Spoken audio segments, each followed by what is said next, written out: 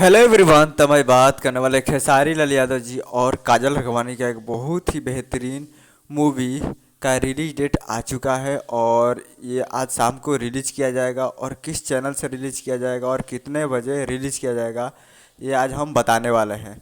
तो बना रहिए मेरे साथ लास्ट तक।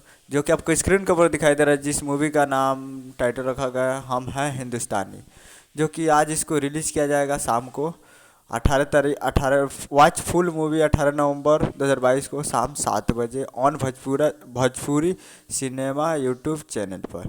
तो फुल मूवी आज 18 तारीख को शाम को 7 बजे, मतलब आज ही शाम को 7 बजे रिलीज़ किया जा रहा है भोजपुरी सिनेमा यूट्यूब चैनल पे। भोजपुरी सिनेमा आप लोग जाइए और जाकर यूट्यूब पे सर्च मारिए भोजपुरी सिनेमा, और 7 बजे इसको शाम को रिलीज़ किया जा रहा है। तो आप लोग इसे जाकर शाम को 7 बजे देखिए भोजपुरी सिनेमा यूट्यूब चैनल पे फुल मूवी, जो कि खेसारी लाल यादव जी और काजल राघवानी मूवी में। तो उम्मीद करें वीडियो अच्छा लगा, चैनल को सब्सक्राइब बेल आइकन प्रेस कीजिए। मिलता है अगले वीडियो में, तब तक के लिए जय हिंद जय भोजपुरी।